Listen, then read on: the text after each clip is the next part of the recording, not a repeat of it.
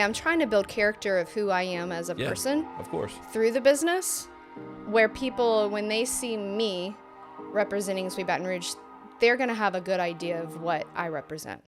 Welcome to the In the Arena podcast. My name is Jared Miguez, a co-host on this podcast that brings you the inspiring stories of our clients who are leaders and innovators across different industries in Southeast Louisiana. They are visionary entrepreneurs, savvy real estate professionals, media creators, military business owners, and community champions. And we are going to showcase the remarkable achievements and share their personal stories. Tune in for insightful conversations, valuable lessons, and motivational stories that are going to reveal their secrets to success and offer you insights to help you on your own path. Welcome to In the Arena podcast. Welcome to the podcast. Thank you. We have Meredith on today. She's going to talk about her business a little bit, and she's one of our business clients. We're really excited to have you on. Thank you. So real quick, just tell us briefly what your business is and where you're located. Sure. So my name is Meredith Waguespack, and I own Sweet Baton Rouge. I'm the founder. I started this business in 2010, and this coming October, we make 14 years. Wow. Oh, wow. I love to tell everybody that it's woman-owned, and I started this business from the ground up. We're located in Perkins Row in Baton Rouge, Louisiana.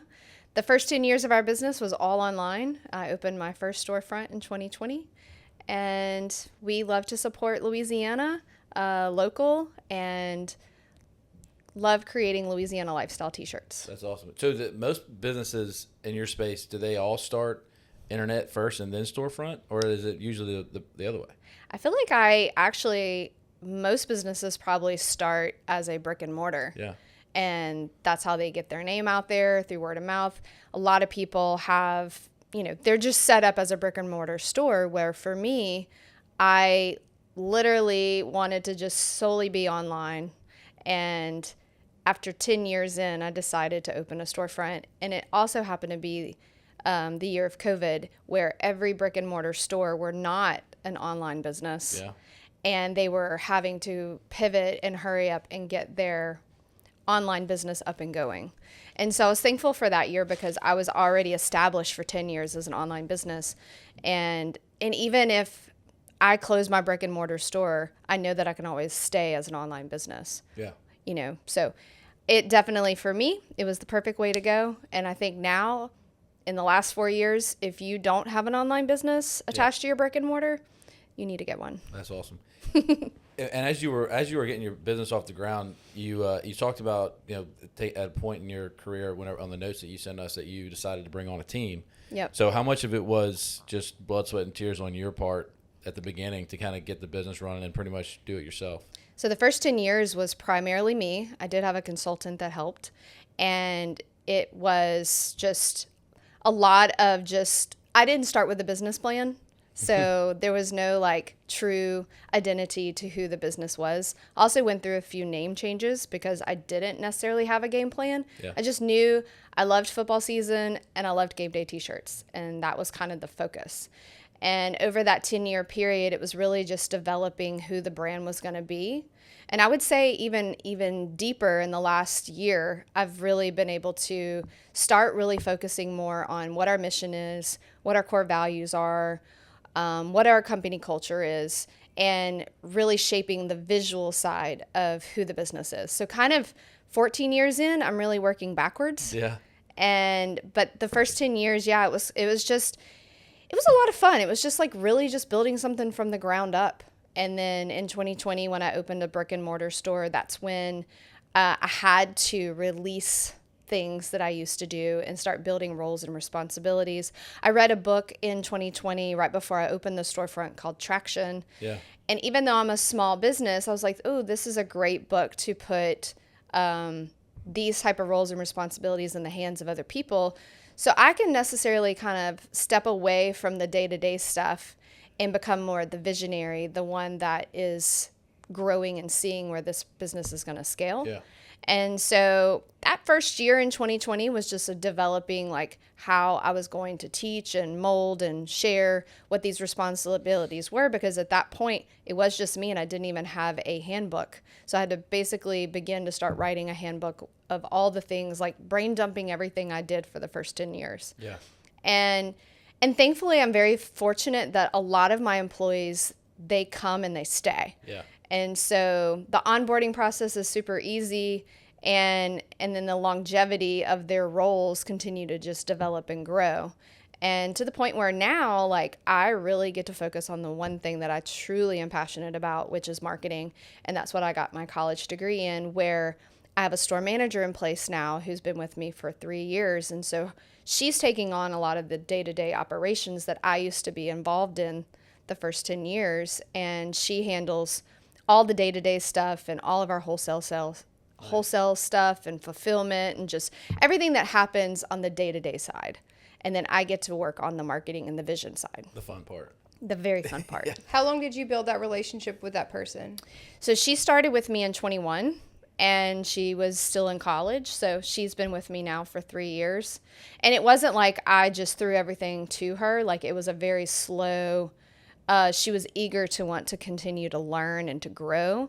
And so as she wanted to do more and more, I was able to hand off more things to her. And she graduated in 22, and that's when she officially became our store manager. Nice. And now she's kind of like the operations manager, where she kind of oversees everything that happens online to everything that happens in the store, and then also our business to business, which is all of our wholesale fulfillment with our retailers. Yeah. So it's I don't know what I'd do without her now, because I'm like, gosh, I've given you so much responsibility that if she left me, like, I would have to start all over again. Yeah, from but I'll the challenge ground you up. on that. I mean, I think that. But that's the hardest part, is sure. getting what you do on paper and then teaching someone. So I know, like, if I've told her, I'm like, I need months notice if you leave. So we can train somebody, and they can adapt and begin to learn, where she's been doing these things over the last 3 years. Have you ever talked to Becky about us and how our relationship with Traction? No. No, Yeah. this is the first time to hear this. Yeah, Well, and I bet Gavin told you about Traction. Actually, we ran Traction before we Okay. we started day one at Arena running Traction, and then Gavin and them. We actually, so Miles LaRue was on Gavin's team, and me and Miles went to college together, and we talked about Traction quite a bit together before, as we were kind of both implementing that into our businesses. But we run Traction EOS within our business, and I think that you find good talent, you don't want to let those people go, right? I heard somebody say this one time. One of the biggest, the mortal sin of a business owner is to lose top talent. Yeah. But I think that most people, and a lot of Louisiana businesses, especially Baton Rouge, North Shore, they're big or small businesses, and a lot of them don't have a plan. And Traction kind of allows you to have a plan, and people like her, sounds like, appreciate a business owner that has a direction, has values, has an operating system that they can see where the upward opportunities are. Right. As opposed to some businesses where you just come in and you just do a job, and there's no training, there's no SOPs, there's no value system and structure, so it's hard for them to see what opportunities they're going to have in their business. So I think it's great. Yeah, and it also helped me see, like, just like you want to build your good quality team, but it also helps you see, like, the teammates you might need to let go. Yeah. People that are holding you back or whatever. 100%. And so it definitely was really, in the last 4 years, it's been kind of such an empowering 4 years, because when you're just an online business and then you grow to being a brick and mortar, and then you've got employees and personalities and all the things, you really, as a business owner, have to really adapt. And that's probably one of my least favorite things that I have to do is to weed out the people that maybe are not in the right space. That's the That's the part worst. That's the worst. Yeah. So because you can grow to love these people with all of their flaws and everything, but if they're a weight on your business, you have to let them go. What are your values for your company? So it's local love, originality, community, adventure, and loyalty.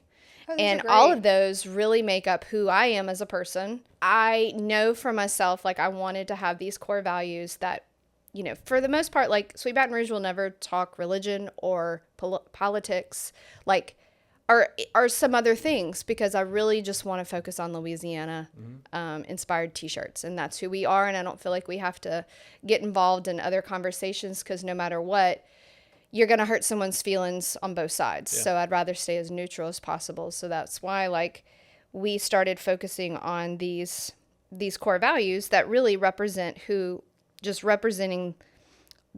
the acronym of local. But also at the same time, Lauren always says this: you shouldn't have to just spout out your values or what you believe in, if you live your values and who you are as a people person, will know. I mean, at the end of the day, I'm trying to build character of who I am as a person. Of course. Through the business, where people, when they see me representing Sweet Baton Rouge, they're going to have a good idea of what I represent. Yeah, a genuine display of who you are in the business that you're operating. Exactly. And I think that it's apparent, and that when businesses are being genuine, they're not trying to portray themselves as something that they're not. We talk a lot about that. You're not going to walk in here and see a bunch of books on the wall and lawyers in 3-piece suits. It's just not the law firm that we are, and we want people to know by our social media and by the things that we put out there and how we carry ourselves, that what you're going to get when you get here. Yeah. And I think there's no doubt at this point when people in this area know they're coming to meet with us, they know what they're going to walk into. Right. They're not going to be shocked when they walk in, and they're not going to see. And not everybody's your cup of tea. I mean, you're not everybody's cup of tea. And exactly. Okay. We support local in as many possible opportunities as we can.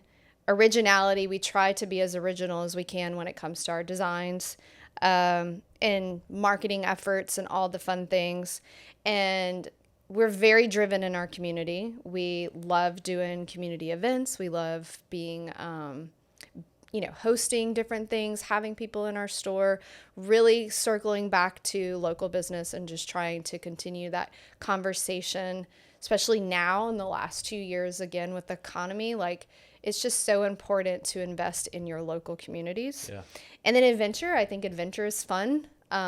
You want to be adventurous and try new things and think outside the box. And it's either going to be a big win or a fail, but you're at least trying. Like printing your own shirts. Yeah. Yes. That's what you started doing. I started a second business doing our own screen printing. And when you were talking about, not having a game plan, but seeing it through in the 14 years, I'm already like, am I checking out? It's harder than I could have ever imagined, but I've set a time frame of how long I want to keep trying to make this second business be a thing. Yeah, but going on adventure is something that it's new, and you don't know what's going to happen whenever you get done with it. That's what makes it makes it fun. Absolutely. And you have to have a personality that likes that kind of stuff in order to do that. And I'm glad you said personality, because even though that's not part of our values, personality plays a huge role in who Sweet Baton Rouge is. Through our mascot, Petey. He's got a lot of personality. And so sometimes those personality traits will come out in things that I like. Like right now we just have 4 different personalities of PD. We have one that's for Mardi Gras, we have one that's crawfish, and one that's game day, and then one that's holiday. But I've just Petey the Pelican? Yeah, PD the Pelican. And so I just recently started playing tennis, and I'm the captain of our tennis team. And so I'm already thinking of a really cute PD that's tennis related. Nice. And I think the more that natural traits kind of come out, the more, again, PD was built around personality. So I think there's some fun layers there. And then my other core value is loyalty. And I think loyalty is so important. We really push our PD Perks, which is our loyalty program, and really just focusing on the stories and different things that we have been able to interact with multiple different... He's scrolling through your shirts. Yeah, no, I'm loving these shirts. These are awesome. With multiple customers that we have had conversations with over the years. The loyalty side of it, my brother is part of the Chick-fil-A family. And he, not like true family, but he's an owner operator of Chick-fil-A. And I've always loved how Chick-fil-A runs their business. And so a big part of that is customer service and creating that loyalty within the employees and the customers, which was a hard part to get people to train to know that side. After I was doing it for 10 years, it was always me interacting with the customers and allowing, I think it's really beautiful to see how the employees continue to play that role with their customers and to build that loyalty side. And that's what keeps customers coming back. So you have the one brick and mortar in Perkins Trail? One, and I will never have another. No, yeah. No. So who who designs your shirts? I know you're you have the people that run the operations side. You do the marketing and sales. Are you designing the shirts too? So I work with other designers, and I may come up with the ideas, the concepts, the vision of it, and then they do the design side. In-house? No, so they're all contracted out. So I have 2 are in New Orleans. One's in Baton Rouge. So right now I just have 3 designers that Don't you work with a local artist that does, like, she has her own prints and... That's Callin. Yeah. Yep. Yeah. She's one of. Yeah. Yep. Nice. Okay. She's cool. Like, and part of what I love her stuff. I'm excited and that I love to get to be a part of is, like, Callin is one of our designers, but I met her in 2019 and she was in college at LSU for graphic design. She did her first graphic design t-shirt for me in 2020 while she was still in school. And we've still been able to carry out a relationship where she's adapting and we're working more and more together, where she's helping me really create more of that originality in our designs, where a lot of her stuff is hand drawn, and creating that kind of vibe like you have on Vineyard Vine's t-shirts. So a lot of their shirts can be more illustrated. And that's one of the things that I really like about Vineyard Vines and some of those other brands. And I'm working my way into trying to incorporate that into our designs. Yeah. And who we are.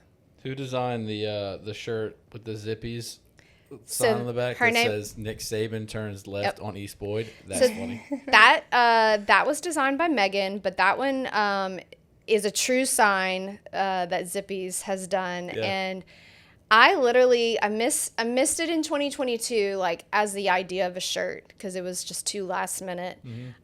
So I worked with the owner and the general manager there and got their permission to use their branding and to make it into a t-shirt. And then this particular designer, Megan, is the one that kind of helped bring it to life. And I just knew, like, it would be, like, the coolest t-shirt ever. It's awesome. I mean, Yeah. every freshman who goes to LSU their first couple Yeah. days turns left on East Boyd Yeah. and makes that mistake. And I bet Nick Saban probably still makes that mistake Oh, yeah. today, even though. And how iconic is Zippies, too. I mean... Yeah, and Yeah. it's iconic to Zippies. And every year during the Beat Bama kind of hate week, Yeah. they always put out, like, you can request a particular funny slogan to put on their sign, and they'll pick one to put up every day. Yeah. And so there's a few others that I have kind of bookmarked that if they would be open to the idea of doing another one, Yeah. I think it would be so cool. So I'll tell you, one of my favorite drinks from college is their redneck from Zippies. The frozen whiskey and Coke. It's just so Their good. stuff is good. Oh, I love going to Zippies. So You would good. just eat after going out around there. Yeah. Was that I- Ivar's? Yeah, Yeah. I love that. I love Zippies. Well, that's cool. I love the branding and the local the intentionality of being local and partnering with other businesses, and Yeah. and then also the team effort and team aspect of what you do. I think is important. Yeah, and I was just going to throw in too, like, kind of going back to the local side, like, in 2016, we started a subscription service, and that's where the local really began its roots in Sweet Baton Rouge, is creating a subscription box solely focused on Louisiana products. So we designed a t-shirt every month and then put Louisiana local products inside the box. Cool. And we did the box, I think this is my 7th year, or gosh, does this make our 8th year? Wow. 6 years, I can tell you, we did it every single month for 6 years. And it just got to be really excessive. Yeah. And then the economy took a big shift in inflation for even just, for local makers making things, they have to make money, and I buy all the product. And so just everything just got to be so expensive and really hard to put a really good box together. And so I thought it would be better to scale us back to quarterly. And so we pivoted in 22 is when we, at the end of 22, we started selling our 2023 quarterly first box at the end of 2022. So that's when we had to kind of pivot and change.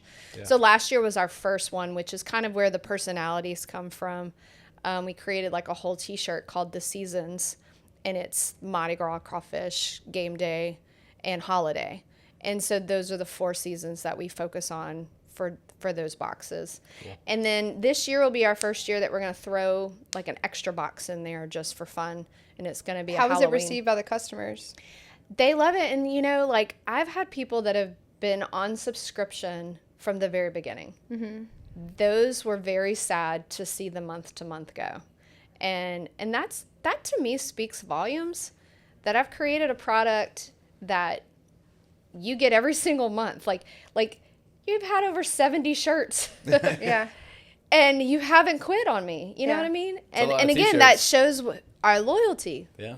We have customers that are so loyal because they love our mission and they want to keep buying from us. And so they were really sad that we were changing to quarterly, but they were like, we're sad, but we're still going to do it. Yeah. You know? So we still do it. And so this year we're going to add an extra one in just for fun. And then hopefully by next year I could add another one in. So there's, you've got Every now other month 6. or so. Yeah, that's really cool. So let me ask you this question. I was thinking about this earlier today. I think, where do you keep all your inventory that you're going to be distributing on online store? And who do you have somebody who manages that back end e-commerce type so stuff too? So the cool thing is everything is live in our store. So I'm a cash flow only business. So I can't have a huge warehouse full of inventory because every piece of clothing, every product that's in a warehouse costs somebody money. Mm-hmm. And you don't get your money back until you sell it, right? Sure. So that's kind of where the screen printing for me kind of came into play. Yeah. But I still print locally, and our tagline is locally designed and locally printed. And so I don't mind cutting back on my margins so I don't have large volumes of inventory. Yeah. Because I print every single week. And so I can order a shirt today and I'll have it tomorrow and it's going to be printed in a few days. Nice. And that's either way. That's me printing it or our other partner printers. And so everything that's in my store, that inventory is live online and available to buy in store. And then inside of our storefront, we also have a small back stock of just inventory that's still online, but just not in the store. Yeah. So my uncle actually owns a screen print and embroidery business in Alexandria. Okay. And I worked there a couple of summers, and it's a tough business. So it's hot. It is so much harder than I could have ever imagined. Yeah. I've seen, and the difference is my partner printer, they have an automatic press. So it's automatic. You plug and play, and then it goes. Mm-hmm. Mine's manual. So you're over here with the squeegee moving it back and forth. And it's just a different process. And I knew it was going to be harder. I didn't know it was going to be as hard as it is. Mm-hmm. And then there's just all these mathematical layers of things of when you coat screens to when you put the film on the screen. And then when you burn it out, it could take 35 minutes just trying to get the screen to come alive in the burnout station. And then if you zap it just too close with the pressure washer, well, then you just ruined the screen and you got to start the process all over again. Yeah. So it's tough business. I mean, it's harder than I thought. And I'm really appreciative to the owner of the printer that I work with as well. I've been he knows what I'm doing. He's been a mentor of mine. And so he knows it's something I've always wanted to do. And I'm really it's almost like I want to prove it that I can do it, but it's just definitely much harder. Gotta have that edge as a business owner. Yeah. You can't let the couple of hard months or something hard get you down. You gotta and I feel like we were just getting in a great groove. I just didn't give myself enough grace. I thought, okay, I just need 90 days to get this business up and running, and then we'll move all of our production over, and then I'll be making money. That sounds like a great plan. And then I realized kind of going into that 90-day structure that this is a little harder than I thought. We might need a little bit longer or might need to pivot a little bit in our game plan here, and it might just take a little bit longer. Or because the other press also, I bought this machine in 2019 that it's called an ink cup machine. So it presses our tags into all of our shirts. Oh, cool. So it lives over there, and I'm not ready to move that to me until I know that I can take on all of my printing. Mm-hmm. And so I can only do so many shirts to make money for our business for now. Mm-hmm. And so anyway, long story short, my employee after 2 months decided this wasn't what she loved doing it, but she had a different opportunity. So I was kind of back to square one. So I started with a new employee about 2 weeks ago. And so now I'm kind of back to that. Okay, I'm back to my 90-day goal. Yeah. And just, so I just feel like I really don't even have a true plan in place other than just improving our technique and, improving all the processes and making it faster, and for me not to be doing it. Yeah, that's the key. I feel like I'm on the struggle bus because I can't do my marketing as well as I want because I'm over here screen printing, or I just feel like I'm juggling too much. Yeah, but you know that over 14 years, you go through those phases where you have to kind of figure things out, and then it'll let up. You'll go through that ceiling at some point. Yeah. So as a business owner, being that you've been doing this for 14 years and you're going through something that's kind of a struggle, how do you balance the personal, professional aspect of your life in general? And when you're going through these types of struggles, how do you kind of work through those things from a mental standpoint? I don't know. I just feel like I've given myself so much more grace in the last year than I ever have. And I also am trying to balance more family time. So even like this summer, I lost the employee. I have a lot of trips planned for the summer. And I was like, you know what? Like, it is what it is. I'm not going to like overly stress. It is bad timing to be having to, like, I've saved money to having to use my savings to kind of help cushion the other business. But at the same time, I'm like, well, what am I going to do?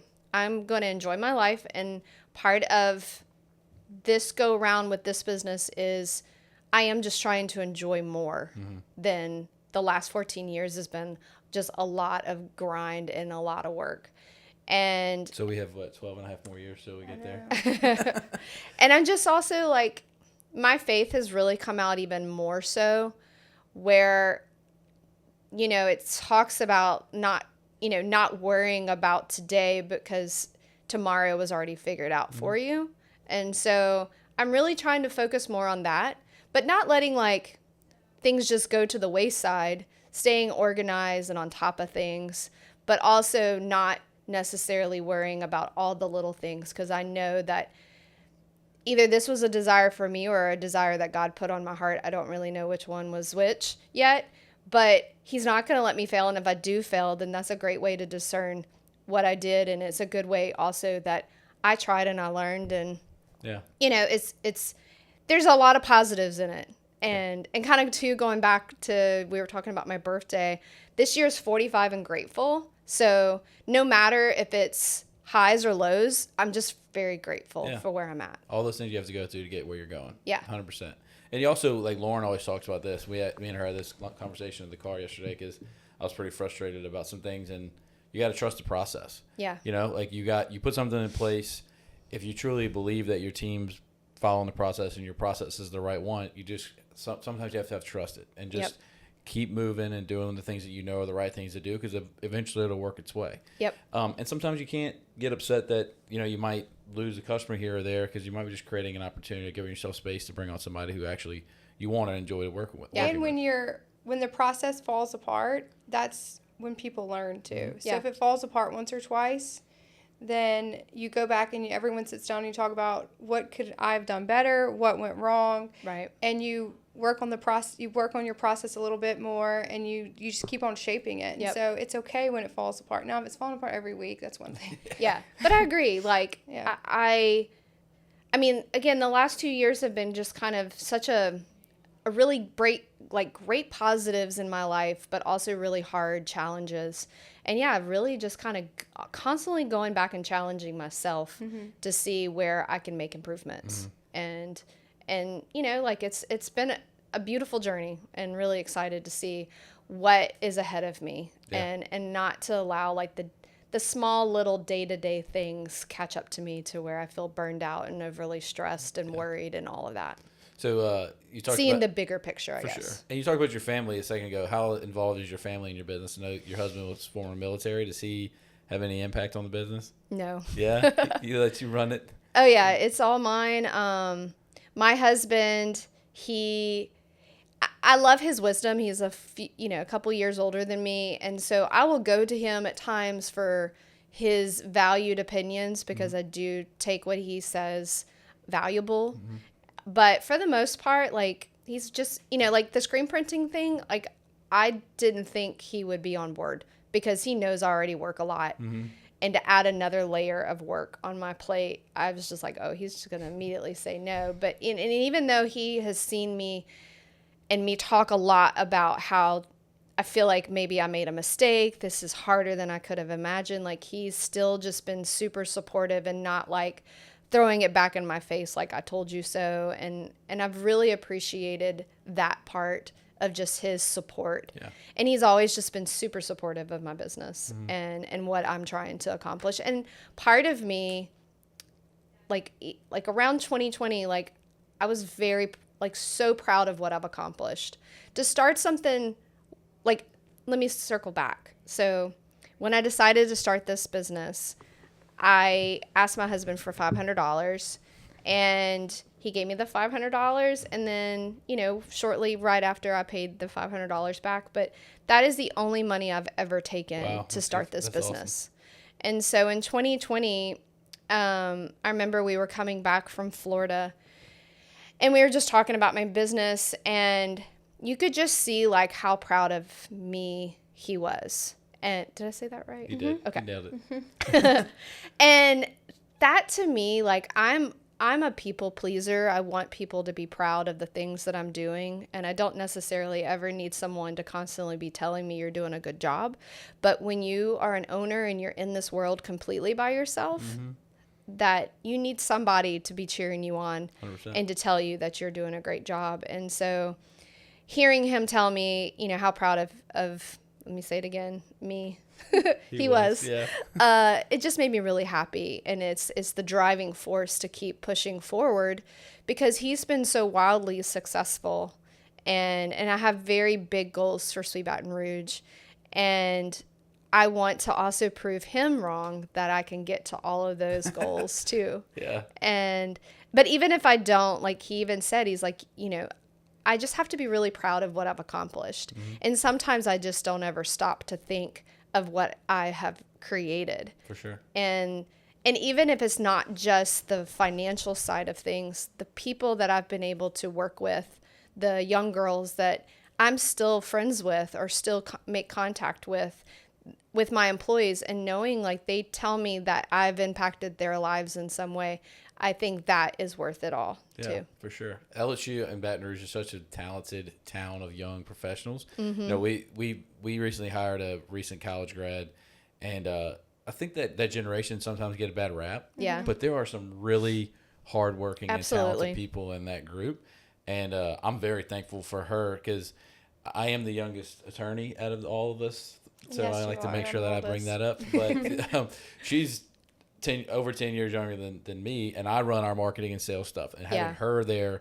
to like know where to find all the social media updates and all that stuff, but also just, you know, she knows things that we just don't pay attention to every day as business owners, and it's been nice having somebody like her. And absolutely, it's awesome. I this one thing about Baton Rouge that I love is that there's so many young talented people there. Absolutely. I've been very blessed with so many different people come through my door as an employee since I started having employees in 2020, and it's just it's awesome to see such young talent that does come through our doors a lot of times. So I know you talked a lot about what your goals and things, but one of the things that I like to ask everybody before we get off the interview today is, like, one of our values is legacy. And we talk about the name of our company being a legacy of a man that I'll never have met. It's acquaintance that Becky had when she first started her legal career, and we named our company after an instance where Becky had interactions with him on the Man in the Arena quote. Okay. And so for you, as a business owner or as a mom or as a wife, what legacy do you want to leave when you're done with whatever you get done with in your life? You want me to pull from one of y'all's values that you had? I liked leadership. I think that was in there.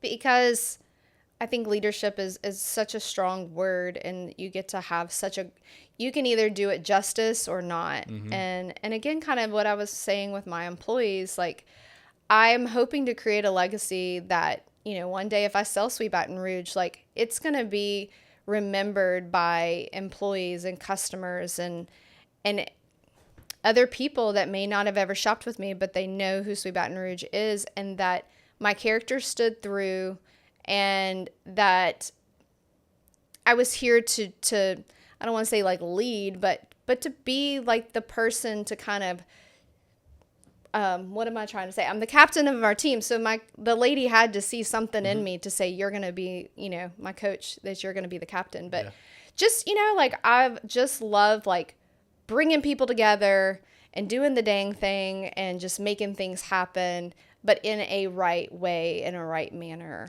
of it. That's great. So I went to LSU, and I am not the same size I was whenever I graduated from LSU, but I don't think that I've bought another LSU polo since I've left LSU. So I need a new game day. Well, we definitely have. We have our little PD polos, so they're super cute. Good for guys. We added that into our collection last year. Nice. And I'm still trying to find other colors, and I did it as a test to see if we had the buyer for it, and we definitely do. I would love to manufacture our own, but I have to sell more polos before I can get to that point. Yeah. But I think it's a great way for us to open doors to a guy consumer, which our shirts are all, minus the polos, all of our shirts are unisex t-shirts. So it could be for a guy or girl. It just depends on what the design is on there, if it's something that you want or not. Yeah.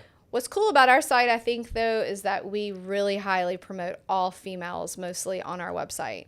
And you don't really necessarily see that a lot of times in a game day kind of setting. Mm-hmm. Normally it's geared towards the guys. And so just creating like that lifestyle, that vibe with mostly women, it's always, it's really fun. But it's definitely, I always get questions, do you sell guys t-shirts? And they're all unisex t-shirts. I might have to get that Zippy's t-shirt. Yes. I need to get a game day polo, so I might have to go to the website and pick out some clothes. And I'll have to find one for my boy. He's 2 years old. I don't do kids. Yeah, I'll find one that matches somewhere. What's funny is I started in kids, and as I learned and adapted who our true buyer was and what they wanted, it was not kids. Yeah. And so, like, maybe eventually that'll come back to our catalog of things that we have to offer. But cool. But yep. So before we sign off, why don't you tell people where they can find more about you and more about your business? Sure. So you can follow me on Instagram at Waguespack. You can follow Sweet Baton Rouge at Sweet Baton Rouge. It's on Instagram and Facebook. Cool. And then you can shop online at sweetbatonrouge.com. Cool. We are actually raising money this year for the PD Scholarship, which is an initiative that I've started to raise money to award a recipient in October on our 14th birthday, a scholarship award, and money. We created a t-shirt called the Sweet Baton Rouge Elite Design. It's kind of like a collegiate looking design.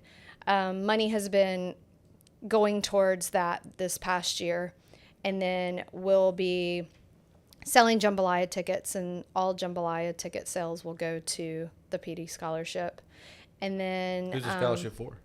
It's going to be for someone who is either they have had to undergo academic struggles or financial struggles. Mm-hmm. They either are wanting to go to college, or they are in college, but they may be a little bit older, or they may, they may have just different struggles, something that is causing them, and they're persevering to get themselves through college. Nice. And so we have an application under the Ultimate Tailgates page as well, where you can fill out the application.